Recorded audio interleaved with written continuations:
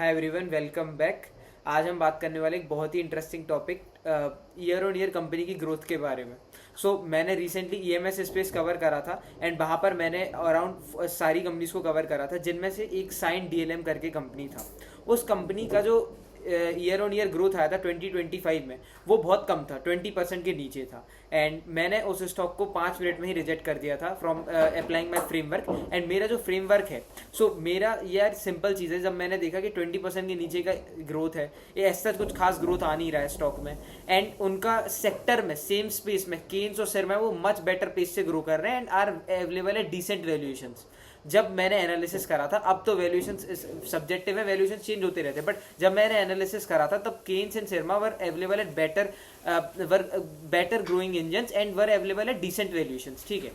मेरे को और केन्स अगर आप बात करो साइन डीएलएम, तो साइन डीएलएम का ना यार मैनेजमेंट ने कहा कि वो अगर आप 5 साल का उनका कैगर देखोगे देन वो 20 से 30% के रेंज में आएगा। ठीक है।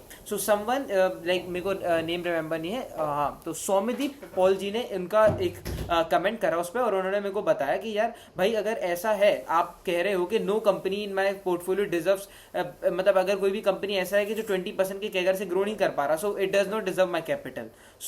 आपका ये स्टेटमेंट गलत है एंड आपको ओवरऑल 3 से 5 ईयर्स के कैगर में देखना होगा, ना कि हर क्वार्टर में देखना होगा। एंड उनका पॉइंट ऑफ व्यू ये था कि यार अगर आप ऐसे देखोगे देन आपको वर्ल्ड में ऐसा कोई कंपनी नहीं मिलेगा जो हर क्वार्टर में 20% से ग्रो कर पाए।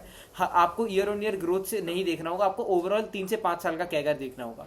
ये सौम्य भाई का अपना पॉइंट ऑफ व्यू था एंड मेरा पॉइंट ऑफ व्यू कुछ अलग है। I am sharing that point of view with you guys. मैं एक्टिव इन्वेस्टर हूँ एंड मैं कंटिन्यूसली कंपनीज को ट्रैक करता हूँ हर क्वार्टर में। ठीक है। अगर कंपनी ने गाइडेंस दिया है ना 50% का, तो मैं उसको गाइडेंस को देख के पैसा नहीं लगाऊंगा, मैं पहले उसके अदर जो कॉम्पिटिटर्स हैं उनको भी देखूंगा। एंड अगर अदर कॉम्पिटिटर्स उससे बेटर कर रहे होंगे, बेटर इस पे अवेलेबल होंगे, देन वहां पैसा फ्लो करेगा। आप वैल्यू रिटेल स्पेस को देखो यार, V2 रिटेल, स्टाइल बाजार, ट्रेंट वगैरह। V2 रिटेल 86% का ग्रोथ रजिस्टर करा, स्टाइल बाजार 71% का ग्रोथ रजिस्टर करा।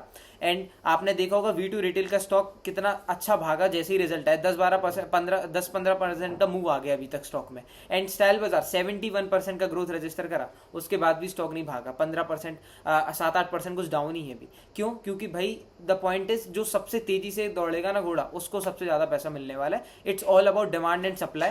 इट्स लाइक एक क्लास है जहां पर जो फर्स्ट बंदा आता है उसको सबसे ज्यादा अटेंशन मिलेगा, एंड जो सेकंड है, थर्ड है, सब्सिक्वेंटली उनका अटेंशन कम होता जाएगा। V2 रिटेल ने 86% का ग्रोथ रजिस्टर करा, पूरा ट्विटर, यूट्यूब वगैरह सब V2 रिटेल से भर गया एंड डिमांड अच्छा खासा बढ़ा। V2 रिटेल का स्टॉक पैसा बना रहा है, लास्ट 1 ईयर से V2 रिटेल का स्टॉक अंधा पैसा बना रहा है। द सेम सिंगल रीजन है, पूरे एंटर स्पेस में उसके बराबरी का कोई नहीं है, सिंगल बंदा नहीं है।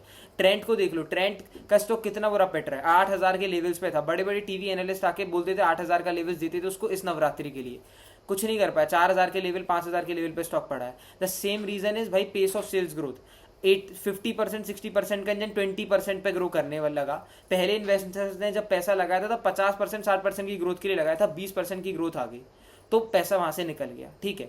अब आते हैं back to the point. And उनका एक चीज और उन्होंने बोला कि we should always look at an average CAGR of over 3 to 5 years। If we keep on rejecting companies just because they don't give 20% year on year growth, then we would not be able to hold any single company for 5 years in our lifetime. मतलब उनका ये कहना था कि अगर हम ऐसा देखेंगे कि हर साल 20% का कैगर नहीं आ रहा किसी कंपनी में और रिजेक्ट कर देंगे, देन हम कोई भी स्टॉक को अपने पोर्टफोलियो में 5 साल से ज्यादा नहीं रख सकते। मेरा पॉइंट ऑफ व्यू क्या है, मैं कैसे करता हूँ भाई, मेरे को क्यों रखना अपने स्टॉक को 5 साल, नहीं रखना मेरे को। द सिंपल थिंग इज कि जब तक स्टॉक मेरे लिए अच्छा पैसा बना रहा है, जब तक वो काम कर रहा है, उस कंपनी में ग्रोथ है, तब तक मैं उसमें इन्वेस्टेड रहूंगा। एंड जैसे ही वो मुझे रीजन देगा सेल करने का, मैं उससे निकल जाऊंगा। I follow the growth path. मैं एक्टिव इन्वेस्टर हूं, मैं ग्रोथ को फॉलो करता हूं, ना कि मैं स्टॉक प्राइस के चार्ट वगैरह मोमेंटम, और ना कि मैं 3 year 5 year के कैगर को ग्रो देखता हूं। मतलब ये पर्सनल ओपिनियन है मेरे and they are all subjective. एक डिस्क्लेमर है, कोई भी इन्वेस्टमेंट कॉल और एडवाइजरी किसी टाइप का रिकमेंडेशन नहीं है। आप अपनी रिसर्च खुद करें एंड अपना फ्रेमवर्क खुद डेवलप करें।